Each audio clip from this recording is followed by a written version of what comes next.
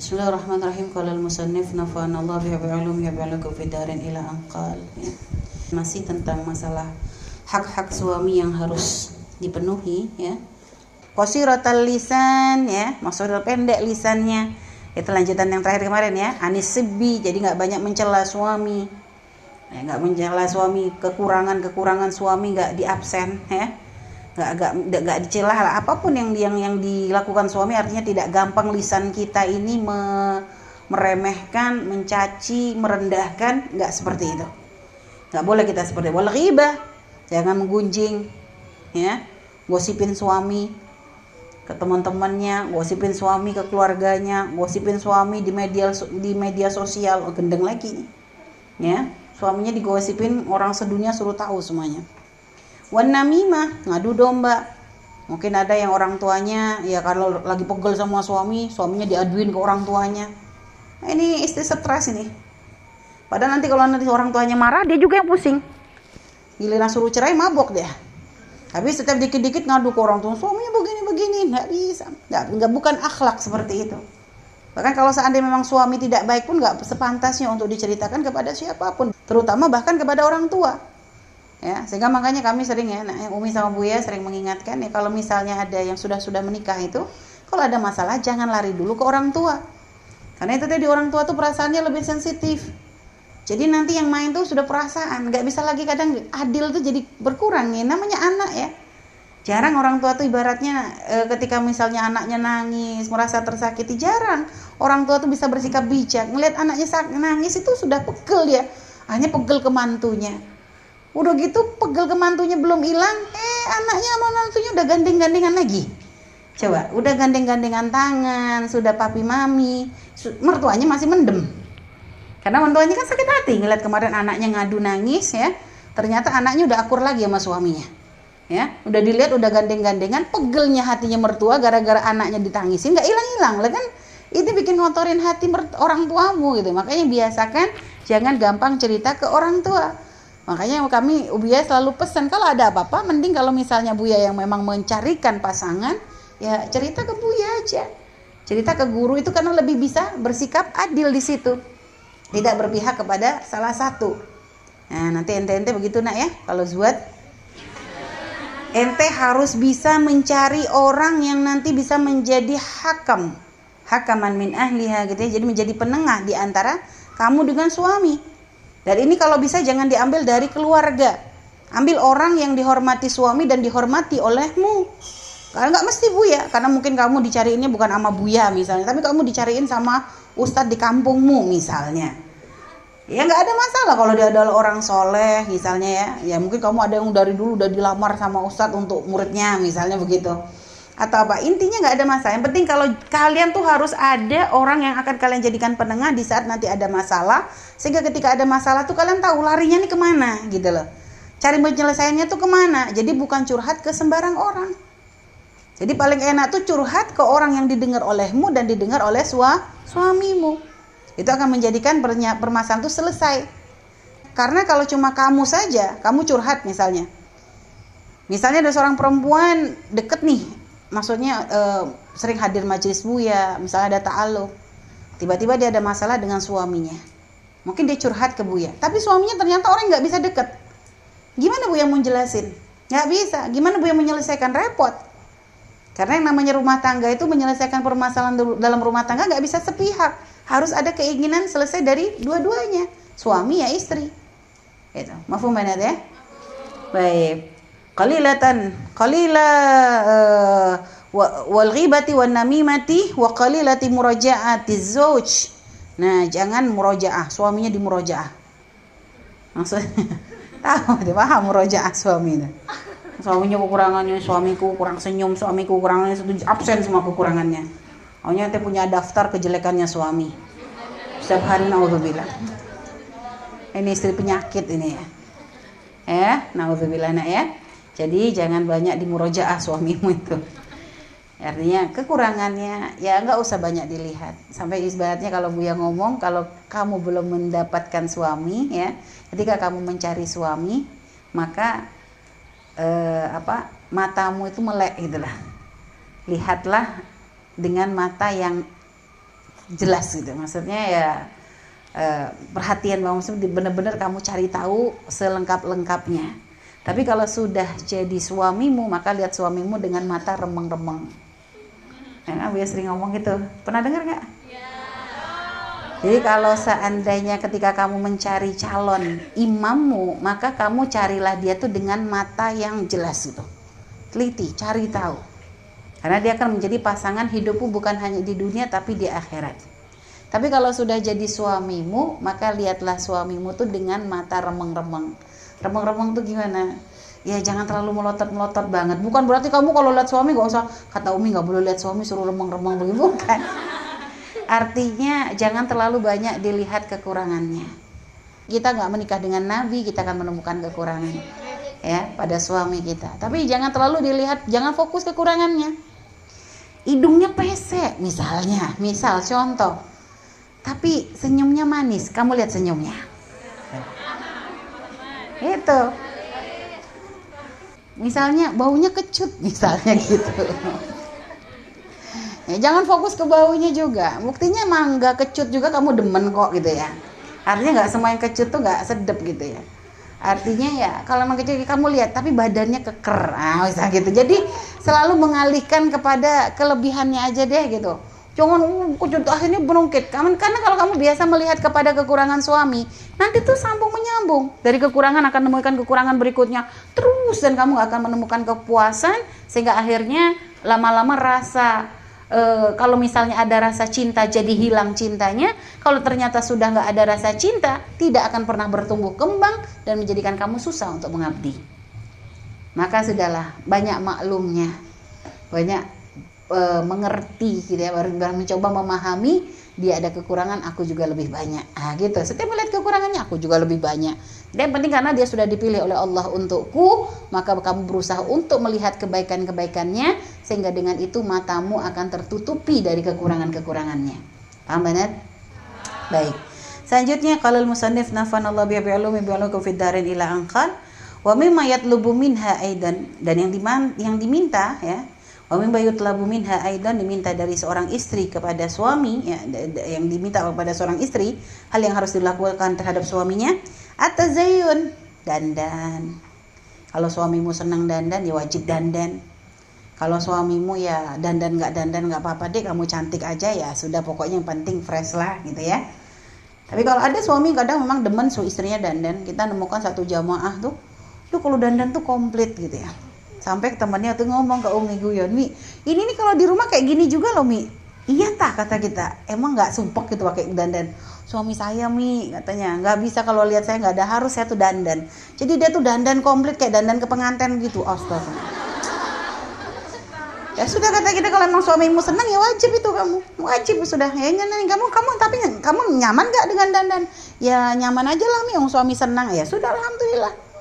Gitu ya, karena ya memang dia suaminya demennya begitu ya. Umi kok nggak dandan kadang gitu mungkin kalian ya, soalnya kata Buya Umi dandan nggak dandan udah sama cakepnya gitu.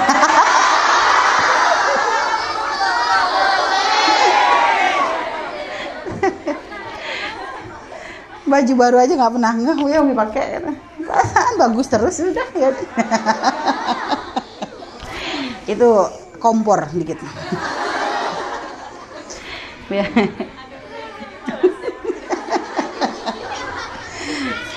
Baik ya, selanjutnya tazayyun ya, dandan ya, tapi minimal lah. Kalau emang nggak dandan ya jangan kumus-kumus lah ya. Minimal sering kalau udah tahu suaminya ini ya gosok gigi tuh harus ya, biar wangi. Terus ya mukanya jangan bangun tidur eces langsung pedenya ya, bersih-bersih lah gitu. Minimal wajahmu tuh seger gitu ya, perawatan ya, pakai masker apa, kayak masker lumpur kayak tempelnya. Dan untuk suami usaha untuk yang bagus gitu ya. Baik, wa tatayub, wangi. Nah, kalau suamimu demen sama minyak wangi, sering-sering kamu pakai minyak wangi. Kalau udah deket-deket dengan dia. Tapi kalau suamimu alergi jangan. Ya makanya kalau kamu beli minyak wangi nanti kalau sudah jadi istri, tanya kesenangan suamimu. Jangan kesenangan kamu. Kalau dia suami senang minyak wangi cap nyong-nyong misalnya ada ya. Ya udah kamu pakai. Jangan kamu kasih yang mawar. Dia demennya yang begitu kok misalnya gitu. Ada minyak wangi nyong-nyong, kamu tahu? Nyawangi dukun. Ya pokoknya kesenangan suamimu lah ya. Watatib li zaujiha. Ini kadang banyak orang salah, untuk orang lain pakai minyak wangi, untuk suaminya kasih kecut. Ya ini, makanya kamu balik nanti Tina ya. Minyak wangi sesuatu yang menyegarkan. Kalau memang suamimu gak suka misalnya sensitif dengan minyak wangi, ya minyak kayu putih gitu. Suka nggak? Oh, suka juga minyak telon. Mending jangan pakai minyak goreng aja sudah itu ya. Baik. Selanjutnya apa? Wa muqabalatuhu bil bishri wal imbisat. Jadi kalau kamu menyambut suamimu, sambutlah dengan wajah ceria. Senang suami datang, senyumnya langsung merekah. Ya, bukan suaminya datang langsung cemberut, pipinya membung gitu, nggak enak. Sampai marah suami datang, belum suami duduk udah ngomel-ngomel. Pulang aja gini-gini sudah. Ya Allah, sambut dulu suamimu. Kalau nanti ada masalah yang harus dibahas, nanti dulu deh. Kalau udah suami tenang, udah suami nyaman, baru kamu cerita. Jangan suami udah capek kerja seharian, gak pulang-pulang dari pagi sore, dia udah pusing di luar tuh, banyak banget yang dihadapin, dimarahin bosnya, belum lagi tadi serempetan sama tukang becak misalnya. Mungkin tadi kecipratan waktu dia jalan, kecipratan sama mobil yang lewat atau apa, banyak hal yang dia temui di luar. Jadi pulang tuh pengen cari ketenangan. Nggak taunya pulang ke rumah istrinya nyambutnya nggak karu-karuan. Marah-marah ini gara-gara ribut dengan tetangga, gara-gara salah kembalian waktu belanja, gara-gara macam-macam semua dibahas. Gara-gara beli online salah lagi, nggak sesuai dengan kenyataan. Pelampiasannya ke suami, pusing nih suami nih. Ya, jadi sambut dulu. Kalau nanti ada yang akan dibahas nanti setelah suamimu kamu sambut, seneng, udah nyaman, udah dia tenang, udah hilang capeknya, baru masuk kepada pembahasan gitu loh. Apa yang ingin kamu bahas? Kamu bahas, ngobrol dengan dia, ngadu boleh, ngadu misalnya kamu lagi pegel, kamu tumpahkan kepada suami dengan dia, tapi dengan cara yang indah. Itu kan akan menjadikan suami itu betah. Jadi kalau bayangin ketemu kamu tuh udah seneng dulu. Jadi kebayang tuh udah seneng dulu, karena setiap tahu kalau dia pulang akan disambut dengan senyuman istrinya. Karena Masya Allah ya. Coba kalau suami bayangin, aduh nanti pasti ribut lagi. Belum nyampe rumah udah capek lagi dia. Bakalan ketemu dengan istrinya yang wajahnya tuh gak ada manis-manisnya. Nauzubillah. Nah ya. Jadi bil bishri wal imbisat. Imbisat tuh lapang. Seneng gitu. Nyambut suami tuh kayak padahal cuma baru ditinggal dari pagi tadi loh, tapi berasa kayak udah ditinggal bertahun-tahun gitu tuh. Mukanya tuh senangnya gitu, senyumnya mereka. Suami kan lagi datang. Kan nampak ya rasa kayak gitu tuh. Jadi suami pun datang tuh kayak senang juga gitu. Akan tersambut. Ya, jadi jangan sampai jadi istri kalau setiap suami aduh ntar lagi suami datang capek lagi. Ada model begitu. Kita dulu ingat ya, Umi punya tetangga di Yaman itu kan mereka banyak ya para istri-istri di sana itu yang suaminya tuh kerja ke Saudi karena memang ya tempat duit di situ. Jadi akhirnya kadang nggak ketemu istri itu sampai berbulan-bulan. Itu. Nanti kalau sudah ada kabar gitu kan, nanti dia kadang cerita, nanti virus suami dia lagi beres-beres rumah, masih beres-beres nah. Iya, kalau tante lagi suami datang, aduh kalau udah suami datang taab dia bilang. Umi itu sampai cengang dia ngomong taab virus, kata oh Mbak Den tadallak kasir, katanya kalau udah datang tuh ini minta diladani itu cerita. Kita tuh sampai ketawa ya, maksudnya ya Allah ya namanya suami kan kangen gitu ya. Cuma ya kadang mereka tuh jadi kalau suaminya nggak ada malah bahagia. yang penting kirimannya jalan gitu. Makanya jadi ya memang ada kadang sebagian istri itu gitu. Jadi memang kadang makanya kalau sudah terbiasa sering berpisah, nah akan begitu. Makanya itu jangan mau pisah-pisah sama suaminya. Karena itu jadi kebiasaan, beneran. Jadi kalau seorang istri, kamu teteh nih, seorang istri yang sudah terbiasa jauh-jauhan sama suami, dia akan terbiasa dengan kenyamanan tidak bersama, dengan kesendirian. Dia akan nyaman tanpa suaminya. Sehingga akhirnya nanti jarak itu akan semakin membentang, sehingga nanti kadang bisa saja sampai nggak bisa lagi disatukan. Sehingga makanya jangan pernah nyaman dengan perpisahan, ya. Jangan pernah nyaman dengan perpisahan, selalu berada di samping suamimu dalam keadaan susah dan senang, ya. Wa antakum bikulli khidmatin, ya, hendaknya dia melakukan khidmah dengan menjalankan khidmah fidar, melakukan hal-hal yang harus dilakukan di dalam rumah, takdiru alaiha, yang dia mampu untuk melakukannya, ya. Artinya ya kamu jadilah perempuan yang bisa menjalankan semuanya. Ketika Umi di Yaman pun ya, Umi nggak ada seorang pun yang membantu. Artinya ya Umi dengan Buya waktu itu, dengan Zahra ya waktu itu, ya kita bagi-bagi, ya bisa ngatur lah. Pagi misalnya Buya tuh biasa kalau dulu di Yaman tuh berangkat jam 8 gitu ya, itu pagi tuh kita udah mulai dari masak, beres-beres apa semuanya kita lakukan. Dan juga membiasakan tidak gampang ngerepotin suami, jadi berusaha serba bisa, sampai ibaratnya kayak hal-hal yang kadang laki-laki ngerjain pun kalau selagi masih mampu kita, ya kita aja gitu. Kayak dulu kalau di Yaman itu masang gas di sana tuh nggak kayak di sini nak ya. Kalau di sini tuh masang gas itu gampang, alatnya ada, tinggal kamu tancepin langsung puter, cek, selesai. Kalau di sana tuh nggak, ente tuh harus siap pukul-pukulan tuh, tang tuh. Jadi nanti itunya tuh puterannya tuh harus dipukul dulu pakai tang, tung tung tung gitu ya, jadi baru nanti puter. Jadi emang agak ruwet gitu. Umi sendiri kok cara ini gasnya lucu gitu ya, nggak kayak di Indonesia, nggak ada alat-alat praktis begitu. Cuma kita belajar gitu. Pertama Buya ngajarin gini caranya, sekali 2 kali, oh udah, ya udah langsung nggak usah ngerepotin lagi. Jadi nggak perlu ibaratnya hanya betulin kayak begitu, nelpon Buya suruh pulang dulu nih, gasnya nggak bisa dipasang, nggak bisa masak, kelewatan. Ya pernah juga dalam kondisi gitu. Dan kalau beli gas gitu, tukang gas di Yaman tuh lucu. Jadi mereka itu keliling Mider itu pakai pickup. Ya kalau lagi di rumah ada laki-laki mah enak, karena kan kita perempuan nggak bisa keluar. Kalau udah di rumah, kalau apalagi nggak ada suami, nggak bisa kita manggil laki-laki untuk ngambil bawa gasnya, nggak mungkin. Nah sedangkan Buya kadang nggak bisa untuk selalu di rumah. Sehingga kadang Umi tuh sempat pernah bingung banget ya, mau manggil tukang gas habis, lagi suami Buya lagi ada di kantor. Setelah itu kita nggak ada laki-laki yang bisa gantiin belanja gitu ya, sempet bingung. Akhirnya gimana ya, jadi istri harus cerdas. Kalau memang kita nggak bisa masak pakai kompor, alhamdulillah ada Magicom. Akhirnya Umi masak tuh pakai Magicom semuanya. Nasinya masak di Magicom, sayurnya masak di Magicom, sudah pokoknya sebisa-bisanya. Jadi belajar untuk selalu mencari cara lah gitu ya. Selagi kalau pakai Magicom kan ya memang lebih lama, ribet, nggak bisa. Ya sudah, tinggal berarti sayurnya misalnya tadi niatnya pengen bikin ikan goreng, udah ganti menu, ikan di sayur, itu aja sudah. Karena kalau digoreng di Magicom nggak bisa gitu ya. Jadi udah sistemnya udah main cemplang-cemplung di sayur aja, sudah bikin sop atau apa dirubah gitu. Jadi jangan, artinya belajar untuk menyelesaikan masalah tuh dengan apa yang kita bisa saat itu. Ini selalu ngomong the power of kepepet itu ya. Jadi kekuatan di saat kepepet, idenya tuh langsung celing gitu muncul semuanya. Nah harus begitu ente. Jadi jangan jadi batang, yo nggak ada kompor, nggak bisa ngapa-ngapain lah, nggak ada. Akhirnya Sami dateng, niat pengen makan, udah lapar, nggak dimasakin apa-apa. Kenapa? Alasannya nggak ada kompor gasnya, nggak ini. Cari cara.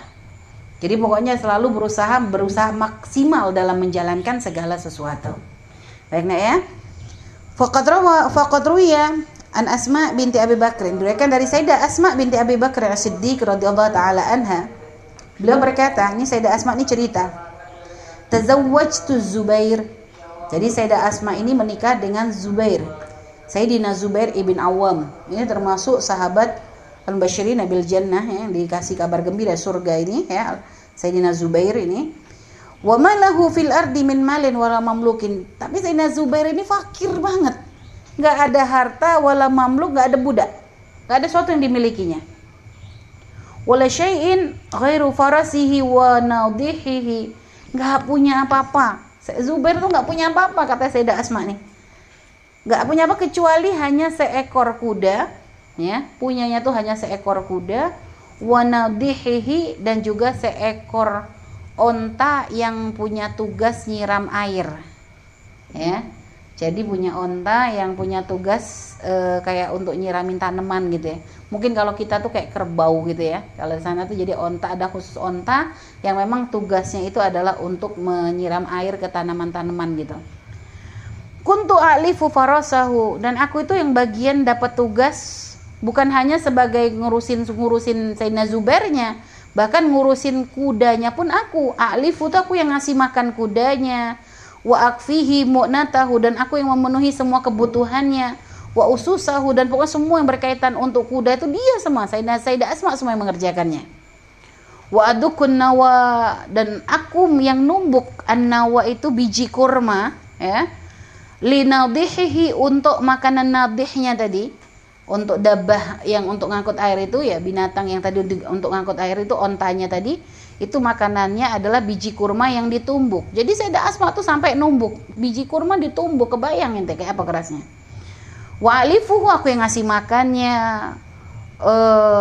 Wa astaki, ya, wa astakil ma'a, dan aku yang memberi minum, ya, wa astakil ma', jadi aku yang beri minum, jadi pokoknya ngasih makan, ngasih minum. Wa akhruzu ghurabahu, dan aku itu juga yang punya tugas kayak menembel ember-ember yang bolong gitu ya, ember-ember bolong yang ada di rumah ya, masuk kalau ada panci bolong, ember bolong tuh ya Sayyidah Asma ngerjain semuanya ya. Wa adhanu syair, udah gitu pun bagian masak juga, adhan tuh numbuk gandum, jadi gandum tuh ditumbuk gandum itu dengan tangan beliau. Wa ajinu, habis itu nanti aku yang bikin adonan untuk masak, untuk rotinya. Wa kuntu angkulun nawa, ya, dan aku tuh pernah membawa an-nawa itu biji kurma tadi ya, ala ra'si, di atas kepalaku, min thulutsai farsakh, dalam jarak 3 kilo sampai 5 kilo. Beliau jalan kaki sampai menggendong biji kurma yang diletakkan di atas kepalanya. Hatta arsala ilayya abi, sampai akhirnya ayahku tuh mengirimkan kepadaku ya, Abu Bakar As-Siddiq ya, Sayyidina Abu Bakar As-Siddiq, bi khadimatin, mengirimkan seorang pembantu untukku, fakafatni siyasatal forosi, yang akhirnya pembantuku itu membantu untuk mengurus kuda, jadi mengurus kudanya tadi ya, dibantu ya. Faka'anna ma'ataqani, sungguh pembantu yang dikirimkan oleh ayahku itu seperti menjadikan aku tuh merasa jadi orang yang merdeka. Maksudnya beratnya tugas beliau sebagai seorang istri itu, sehingga ketika sampai akhirnya bapaknya mengirimkan seorang pembantu, beliau tuh merasa kayak dimerdekakan karena ya merasa terbantu banget. Ya gitulah halnya para wanita-wanita mulia, wanita solehah ya. Dan kalau kita melihat pun keadaan kita sekarang dengan keadaan orang tua kita zaman dulu tuh jauh lebih gampang. Orang tua kita dulu itu masak saja nggak ada kayak ibarat main kompor cetak begitu deh. Kalau sekarang mah gampang ya. Makanya kalau udah ada dengan kemudahan, masih ada perempuan nggak bisa sentuhan dengan kompor nih, kelewatan. Gimana dulu kalau dia ketemu tungku? Ya, orang tua dulu ketemu tungku. Ingat Umi waktu pertama kali ke rumah Bauti itu ya. Waktu itu subhanallah pengennya mah nyampe ke rumah Bauti mertua tuh pamer mau masak. Pengen pamer masak lah, masakin mertua pertama kali. Udah ketemunya nggak bawa suami lagi ya, karena Umi pergi ke rumah Bauti dulu itu pertama kali ketemu Bauti, pertama kali udah jadi anaknya, udah jadi istrinya anaknya tuh, udah sampai punya cucu ya. Umi tuh baru ketemu sama Bauti tuh waktu Zahra umur 4 bulan, itu pertama kali ketemu. Selama ini apa ya, telepon-teleponan, video call, nggak ada video call dulu, telepon-teleponan aja dari mulai nikah ya, waktu di Yaman ya, nggak pernah ketemu, nggak kenal juga ya, telepon-teleponan aja sampai ketika di Indonesia ya cuma bisa telepon aja. Ketika Buya udah ke Yaman, balik lagi ke Yaman, Umi kan masih tinggal di Indonesia karena Zahra belum bisa disapih tuh, waktu itu belum bisa dipisah. Pas umur 4 bulan akhirnya sama ibu dibawain, "Dok, tak antar ke mertuamu biar kamu ngerti, biar kenal," kata ibu-ibu tuh gitu. Akhirnya ada izin sama Buya, diizinin berangkat Umi sama ibu ke Blitar. Itu akhirnya ditinggal sama ibu di situ, ibu balik ke Malang. Ya Allah groginya ya. Kalau misalnya ketemu mertua masih ada suami itu kan masih enak. Ini suami diaman, kita diam di mertua, bawa anak lagi umur 4 bulan. Ya salah tingkah lah, tapi ya Umi berusaha apa ya? Ya berusaha dibikin nyaman lah. Berusaha untuk gerapiak gitu ya kalau istilahnya tuh ya. Akhirnya Umi nggak kayak, jangan sampai ngerasa kayak tamu gitu ya. Jadi jangan sampai Umi itu diladeni. Jadi Umi berusaha apa-apa tuh tetap ngeladeni diri sendiri. Waktu itu tuh ya Zahra karena mandi harus pakai air panas, kita udah masak air panas, ternyata nyampe ke dapur Umi sok pengen masak air panas, nggak ada kompor, nggak ada, Boti nggak punya kompor dulu itu, jadi pakainya tungku. Bingung Umi, Allah Robbi ini apa ini. Itu sempat Umi tuh ya Allah ini gimana aja, cuma Boti kan ngerti ngeliat kita ke dapur, ngapain Dok, katanya ini tak air hangat. Jadi Boti paham, rupanya emang selalu sedia air panas. Oh yaudah, akhirnya waktu itu kan pengen pamer nih, pengen masak, udah rumah tuh udah rencana nanti pengen pamer masak ini. Akhirnya ngelihat tunggunya tuh mau gagal semua kayaknya tuh. Umi nggak ngerti gimana ngidupinnya apanya. Akhirnya sudahlah, pas Buti masak tak perhatiin gitu ya, tak perhatiin. Akhirnya nawarin Buti pengen masak gitu ya, pengen masak ya, nyoba lah. Bener, pas lagi niup tungkunya asapnya nyembur semua ke kita. Salah cara. Jadi rupanya masak tungku pun ada caranya. Ya Allah, kata kita dia perjuangan banget pengen masak. Ya cuma ya kita berusaha gitu lah. Artinya jangan langsung kayak gitu tuh langsung. Ya namanya mertua kita begitu ya kita maklumi. Jangan sok kayak putri salju gak pernah masuk gitu ya. Ya Hanu gitu intinya. Jangan, saya biasa nyaman sudah. Ya memang adanya tungku ya sudah. Ya tungku, minta ajarin Bauti biasa aja minta ajarin gitu ya.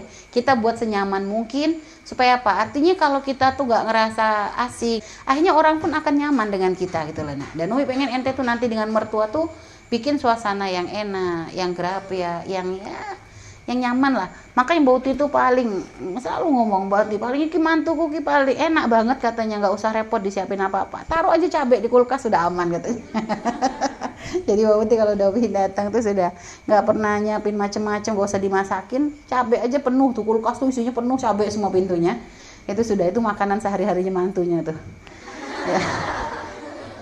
Jadi pokoknya aman sudah kalau ada cabai. Ya sudah alhamdulillah gitu ya. Kita nggak repot, kita masak-masak apa sendiri. Pokoknya ya dibikin nyaman. Dan Umi pengen kalian juga seperti itu. Jadi jangan canggung dengan mertua. Mertuamu tuh itu adalah orang tuamu.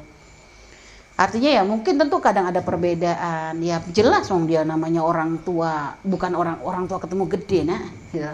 Dia nggak pernah tahu gimana kamu, tarbiyahmu seperti apa selama ini, nggak pernah tahu. Dan mungkin kamu akan kadang menemukan ada hal-hal yang kamu cocok, ada hal yang tidak cocok, akan ada seperti itu karena dia orang asing. Nah, tapi dengan kamu menikah dengan anaknya, maka dia menjadi orang tuamu dan kamu menjadi putrinya. Maka berlakulah kamu seperti putrinya, jangan membuat jarak. Enak ya? Jadi seperti itu. Jadi jangan canggung dengan mertua, ya, tetap nyaman, jalin hubungan indah. Kalau ada sesuatu yang tidak nyaman, ya jangan masukkan ke dalam hati. Lihat dia, bagaimanapun dia adalah ibunda dari suamimu. Dia punya banyak jasa untuk membesarkan suamimu. Lihat seperti itu, sehingga kamu tidak akan melihat kekurangannya, menjadikan kamu tidak lagi bisa berkhidmah, nggak bisa mencintainya. Jadi seperti itu, nah ya. Baik. Jadi Sayyidah Asma tuh sampai seperti itu karena beratnya tugasnya sebagai seorang istri. Lalu lanjutannya wa ma ahsana ma qalahu Al-Fazari. Ya, Al-Fazari ini adalah seorang ulama yang namanya adalah Abdurrahman ibn Ibrahim ibn Siba ibn Dia Al-Fazari yang diberi julukan Tajuddin. Ya, al-mulaqab bi Tajuddin ya. Jadi julukan panggilan laqabnya beliau itu adalah Tajuddin. Jadi beliau termasuk ulama Syafi'i, aslinya adalah orang Mesir dan beliau itu tapi termasuk ulama Ahlu Syam. Jadi beliau waktu itu ketika putrinya akan menikah, ya, ketika putrinya menikah, beliau tuh memberikan nasihat indah kepada putrinya. Sekarang dengerin nasihat ini sebagaimana kita ngerasa kayak jadi putrinya beliau ya. Al-Fazari qama qalahu ma ahsana wa ma ahsana ma qalahu Al-Fazari libnatihi. Betapa bagusnya apa yang disampaikan, apa yang diucapkan oleh Al-Fazari kepada putrinya. Inda zafafiha, ketika di malam pernikahannya. Zafaf itu malam pertemuan pengantin lelaki dengan perempuan. Wahua, dia berkata, ya bunayya, putriku, innaki kharajti minal ushil ladhi fihi darajti. Kamu tuh telah keluar dengan pernikahanmu ini dari ush itu sarang burung itu ya. Alladzi fihi darajti, yang kamu tuh pernah di situ atau sudah terbiasa di situ. Maksudnya apa? Kamu tuh telah keluar dari rumah yang selama ini menjadi tempat kamu berlindung. Rumah yang selama ini kamu tinggal di sana. Rumah yang selalu kamu tempati. Wasirti ila firashin la ta'rifinahu, dan kamu akan menuju ke ranjang yang kamu gak pernah tahu sebelumnya. Ranjang yang gak pernah kamu ketahui, artinya ranjang asing, bukan lagi di tempat tidur yang biasa kamu tiduri ya. Wa qarinin la ta'lifinahu, dan kamu akan menemukan teman yang kamu itu masih belum terbiasa dengannya. Karena yang namanya suami itu kan adalah orang asing yang tiba-tiba menjadi orang yang terdekat dengan kita. Jadi kamu akan menemukan ya, jadi dari rumah yang biasa kita tempati, tiba-tiba kita pindah ke ranjang yang kita tuh nggak pernah tidur di situ. Setelah itu kita juga akan berteman dengan orang yang kita tuh belum terbiasa, belum tahu seperti apa dia, seperti gimana sifatnya, seperti apa karakternya. Apakah dia orang yang lembut, apakah dia orang yang keras, apakah dia akan mengerti kita. Nah, lihat, itu nasihatnya. Jadi dikasih gambaran nih putrinya nih. Fakuni, maka jadilah wahai putriku, jadilah kamu lahu baginya, ardan, sebagai bumi, yakun laki samaan, dan jadikanlah dia itu langit bagimu. Jadi ketika ada bumi tidak akan sempurna kecuali jika ada langit di atasnya. Wakuni lahu, dan jadilah kamu wahai putriku, mihadan, hamparan, yakun laki imadan, dan jadikan suamimu itu adalah sandaran bagimu, tastanidina ilaihi, di mana kamu akan bersandar kepadanya. Jadi ketika kamu menjadi hamparan, kamu gak ada pegangan, gak ada untuk ya bersandar, maka jadilah suamimu sebagai sandaranmu. Jadikan dia tuh imad yang akan menjadi tempat kita bersandar, ya, jadikan tempat kita bermanja. Wakuni lahu amatan, dan jadilah kamu tuh budak baginya, yakun laki abdan, maka dia akan mengabdi kepadamu. Artinya jangan menuntut agar suamimu mengabdi padamu, tapi mengabdilah terlebih dahulu, maka suamimu pun akan memperhatikanmu. Wala tulihi alaihi fi syai'in fayaklaki, maka jangan kamu memaksa terhadapnya, fi syai'in, terhadap sesuatu, fayaklaki, yang nanti akan menjadikan dia tuh gak ridho kepadamu. Jangan paksa, jangan paksakan kehendakmu. Wala taba'adi anhu, maka dan janganlah kamu menjauh darinya, fayansaki, maka dia nanti akan melupakanmu. Artinya jangan membuat jarak dengan suami, selalu berusaha terus untuk dekat kepada suami, bermanjalah kepada suami. Ya, maka termasuk kemarin Umi sampaikan kepada kalian, jangan tidur terpisah walaupun gara-gara anak. Jangan biasakan nyaman. Tadi Umi sampaikan juga, jangan pernah biasakan nyaman di saat kamu berpisah jauh dengan suami. Inna anki biqabdin wahibatin fab'adi anhu, dan jika suamimu tuh mendekat kepadamu biqabdin, dengan menggenggaman tangan, wahibatin, dan kayak haibah tuh wibawa ya. Mungkin kalau di sini kayaknya kalau Umi pahami dari makna ini, kalau suamimu tuh mendekat lagi kondisinya lagi dalam keadaan emosi.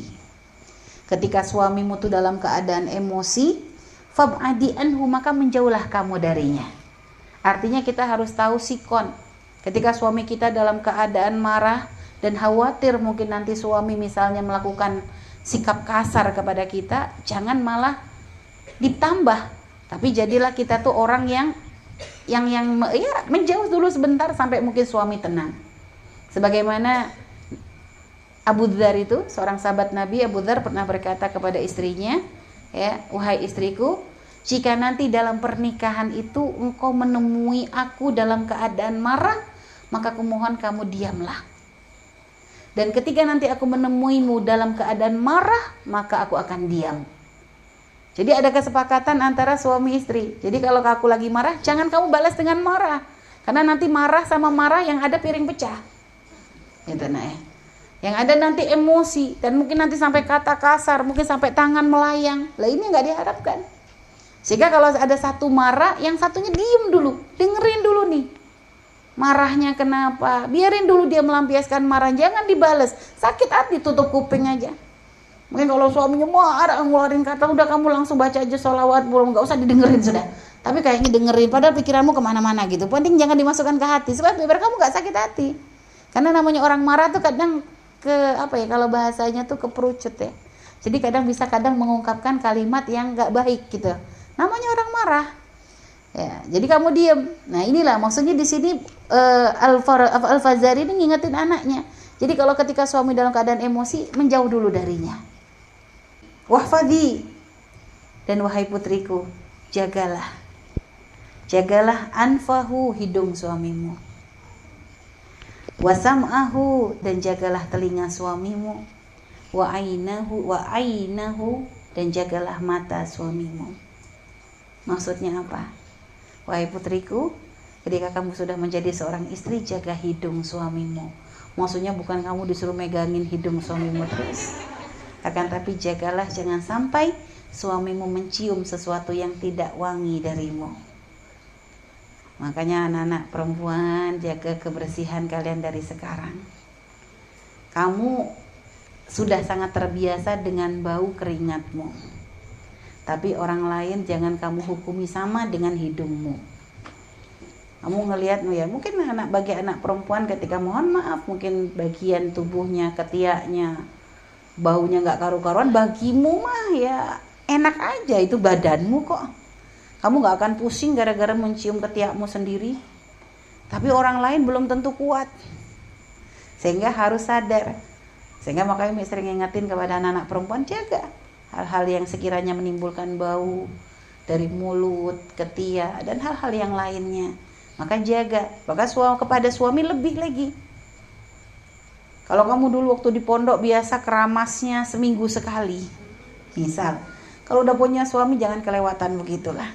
Jangan nunggu rambutmu udah gerumpel dulu baru nyuci rambut. Jangan sampai suamimu tuh ketika tidur denganmu tuh, ini bau apa ya? Ternyata dicium-cium bantalnya, rambut istrinya, nggak karu-karuan. Naudzubillah ya. Begitu juga dengan kepedean ngomong dengan suami itu sampai mabuk, nahan nafas. Rupanya mulutmu ya Allah, ya nggak karu-karuan baunya. Intinya jaga hidung suamimu dari sesuatu yang tidak wangi. Intinya begitu. Ini maksudnya jaga hidungmu tuh seperti itu. Nasihat indah luar biasa. Saya itu apa? Wahfadhi sam'ahu, dan jaga telinga suamimu. Jangan sampai dia mendengarkan perkataan atau suara yang tidak indah darimu. Jangan mengucapkan kata kasar kepada suami. Jangan mengucapkan kata-kata yang menyakiti suami. Jangan mengucapkan ukapan yang akan menjadikan suamimu terluka. Ini nasihat luar biasa nih. Saya itu apa? Wahfidhi ainahu, dan jaga matanya. Jangan sampai melihat yang tidak indah darimu. Matanya jangan sampai melihat sesuatu yang tidak menyenangkan hatinya.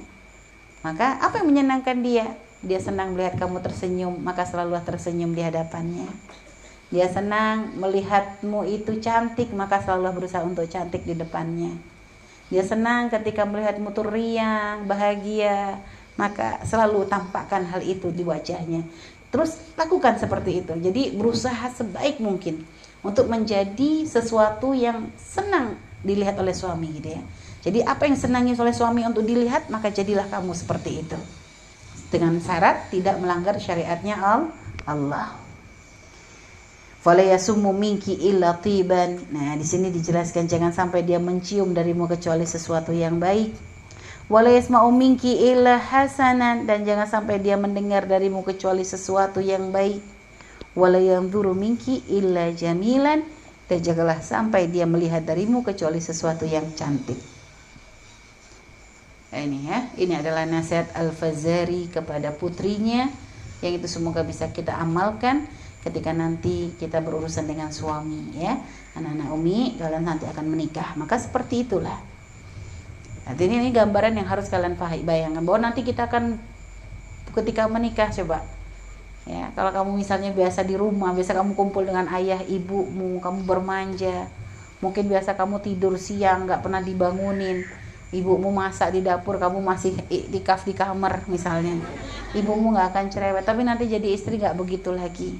Apalagi kalau ternyata kamu harus tinggal dengan mertuamu, kamu berarti bukan hanya menjaga perasaan suami, tapi juga menjaga perasaan mertuamu. Jangan mentang-mentang ngerasa pengantin baru minta maaf sampai nggak keluar dari kamar, mertuanya yang suruh nganter makanan. Ini mantu belum apa-apa udah durhaka duluan itu. Artinya jangan seperti itu. Kita berusaha menjadi istri yang baik, menjadi putri yang baik bagi mertuamu. Jadi jangan sampai mertua merasa terbebani, tapi jadilah mertua tuh kayak dapat hadiah luar biasa dengan kedatanganmu. Begitu. Paham anak-anak Umi? Ya, berat ya? Memang berat, tapi karena pahala tinggi, karena ya al-jannatu khaffat bil makarih. Emang ya namanya surga itu ya untuk mendapatkannya itu emang nggak mudah ya, butuh perjuangan. Dan ini kayaknya makanya kadang dari kemarin Umi kasih gambaran kepada kalian ini, jangan yang manis-manis toh nih, supaya kalian siap. Makanya jangan hanya mikir senang-senang, nanti asik naik motor bareng-bareng ke sana, jajan ini apa kuliner. Ente pikir nikah tuh cuma urusannya kuliner, sana warung, rumah. Tidak begitu. Akan banyak hal-hal baru yang kalian temukan yang selama ini mungkin nggak pernah kalian terbayang sebelumnya. Ya, makanya kalian siapkan hati kalian ya, berusaha ya untuk menjadi istri yang soleha, istri yang baik ya, karena disitulah surga yang paling luar biasa bagi seorang wanita ya. Makanya ketika ada seorang wanita datang, "Ana wafidun nisa ya Rasulullah, aku ini adalah utusannya para wanita." Kenapa? Kata Nabi, ya kami tuh pengen protes ya Rasulullah. Ini kaum laki-laki mah enak banget, mereka jihad, mereka sholat berjamaah, mereka begini begitu, sebutkan keutamaan laki-laki. Tapi kami wanita, gimana ya Rasulullah biar dapat pangkat seperti itu? Ini disampaikan oleh Nabi. Ya, taatlah kepada suamimu, carilah ridho Allah dengan ridho suamimu gitu. Sebenarnya Rasulullah tuh ngasih isyaratnya tuh begitu. Karena sesungguhnya baktimu kepada suami ya diludzalik, makanya seperti orang jihad. Kalau laki-laki jihadnya ke medan laga, maka jihadnya istri itu adalah di dalam rumah tangganya. Akan tetapi kata Nabi apa? Qalilun, sedikit dari kalian yang mampu melakukannya. Menunjukkan kadang kita tahu teori belum tentu bisa dalam pelaksanaan. Sehingga maka terus gimana caranya biar kita bisa dalam pelaksanaan? Minta kepada Allah. Minta pertolongan kepada Allah dalam doa-doa kita. Ya, minta ketika kalian nanti berdoa kepada Allah, jangan hanya ya Allah pengen cepat nikah, ya Allah pengen cepat dapat suami. Enggak cukup doa begitu. Akan ya Allah pertemukan dengan pasangan yang baik, dan nanti jika sudah bertemu mampukan kami untuk bisa menjadi istri yang solehah ya Allah. Bantu kami untuk bisa menjadi istri yang berbakti, berkhidmah, yang mencari ridhomu dengan ridho suami kami. Gitu. Doa kepada Allah, nanti Allah yang akan berikan kemudahan. Sehingga dengan kemudahan yang Allah berikan kepada kita, semoga kita bisa menjadi Khadijatul Yawm. Khadijah, Sayyidah Khadijah era kini insyaallah. Wallahu a'lam bishawab.